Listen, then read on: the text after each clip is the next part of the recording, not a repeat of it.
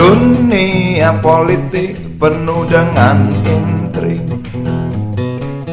Tren berpolitik di Indonesia akan memanfaatkan permainan pikiran yang mengesankan bahwa pemerintahan Jokowi adalah pemerintahan Islamofobia. Ini diperparah dengan isu perpanjangan jabatan Presiden Jokowi lewat wacana 3 periode serta wacana penundaan pemilu yang dilempar Menko Marves LBP.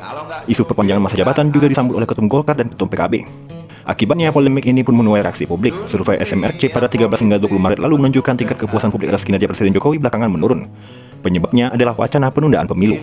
Wacana ini tentu merugikan Presiden, namun bagaimana caranya agar wacana perpanjangan pemilu dapat dipatahkan dengan tidak memojokkan sang penyuara wacana yang adalah orang di dalam lingkar Presiden Jokowi, serta bagaimana agar pergerakan politik ini juga dapat dimanfaatkan Presiden Jokowi untuk memperkuat posisi Aliansi Batu Tulis 2024 sekaligus meredam kesan pemerintahannya anti-Islam. Caranya adalah dengan mengeluarkan gandengan pada blok politik JK, serta mengendurkan pada blok politik Surya Paloh lewat reshuffle kabinet Jokowi. Dengan reshuffle menteri yang memiliki hubungan erat dengan Nasdem, serta mempertahankan dan memperkuat kursi JK di kabinet, adalah kunci kemenangan Aliansi Batu Tulis di 2024. Lantas, apa strategi dalam mengandaskan wacana perpanjangan masa jabatan Presiden maupun penguatan aliansi politik terhadap JK bisa dilaksanakan? Pada acara silaturahmi nasional Abdesi Maret lalu, bergema usulan Jokowi 3 periode dari Abdesi yang ternyata juga mendapat pembinaan dari LBP. Selain itu, Ketua Abdesi Surtawijaya menyorot mekanisme pembayaran gaji Kades yang diberikan 3 bulan sekali. Presiden Jokowi mengklaim tidak mengetahuinya dan meneruskan perihal pembayaran gaji Kades kepada Mendagri Tito Karnavian. Uniknya diketahui bahwa Abdesi tersebut merupakan Abdesi yang berbeda dengan Abdesi yang selama ini berdiri. Persoalan Abdesi KW dan dukungan 3 periode membuat Wakil Ketua Komisi 3 DPR dari PDIP Juni Margersang memanggil Mendagri Tito. Mendagri menyatakan tidak ada deklarasi Jokowi 3 periode dalam acara Abdesi dan menegaskan Abdesi yang diakui negara adalah Abdesi yang tercatat di Kemendagri. Situasi ini perlu dibaca sebagai Mendagri yang menegaskan keabsahan Abdesi serta Abdesi tidak dukung Jokowi 3 periode.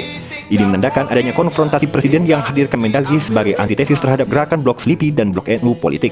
Di tempat terpisah, wacana penundaan pemilu 2024 dikritik keras oleh Ketua DPD RI Lanyala Mahmud Mataliti, yang menegaskan wacana penundaan pemilu memicu kemarahan publik yang meminta Menko Marves LBP tidak meneruskan polemik ini. Kemudian ia juga menyoroti adanya dukungan 3 periode Jokowi dari Abdesi berdasarkan analisa Big Data yang dimiliki DPD.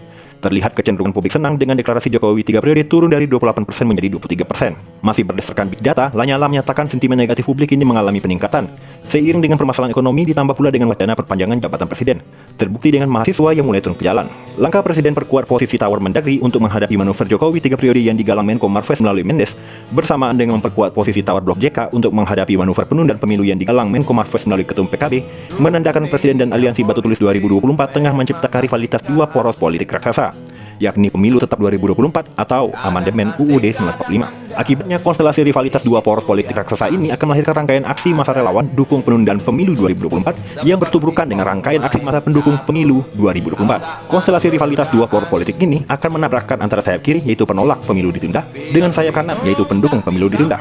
Lalu terkait Presiden yang mengkritik impor yang dilayangkan pada Menteri BUMN ternyata tidak menyentuh Menteri Perekonomian yang juga Ketum Golkar. Langkah Presiden mengkritik keras Menteri BUMN sembari tetap mengangkat posisi Ketum Golkar di mana keduanya sedang bersaing untuk menjadi capres pasangan Caimin. Menandakan posisi Presiden dan Aliansi Batu Tulis 2024 adalah membelah Golkar dan PKB untuk mengandaskan potensi pasangan Erlangga atau Erik dengan Muhaimin, dengan tujuan agar posisi tawar Blok Slipi dan Blok NU kehilangan arah. Konstelasi ini pun diperkuat dengan manuver pradeklarasi Nasdem Demokrat dalam memajukan potensi pasangan Ridwan Anies AHY. Berbagai manuver politik tersebut mendapat reaksi dari salah satu blok NU yakni P3.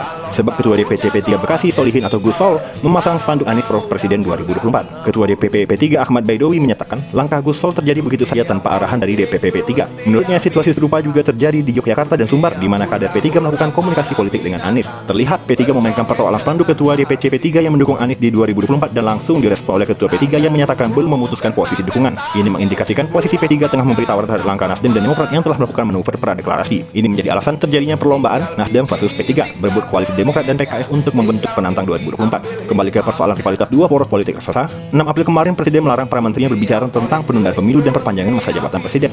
Hal yang makin membuktikan adanya ketegangan politik tingkat tinggi antara blok Presiden dengan blok Wapres, yakni Maruf Amin, Caimin, dan LDP. Sehingga kesimpulannya adalah langkah Presiden perkuat posisi tawar Blok Mendagri dan Blok JK untuk menghadapi Blok Slipi dan Blok NU politik kian mengarah pada mengandaskan potensi terbentuknya pasangan Erlangga atau Erik Muhaimin. Dan dengan menguatkan Blok JK, maka mendorong Blok Nasdem berada di lawan Aliansi Batu Tulis akan menyebabkan Blok NU politik terpecah. Pecahnya Blok NU politik penting agar permainan pikiran yang memanfaatkan kesan anti-Islam pemerintah Jokowi tidak leluasa dijalankan.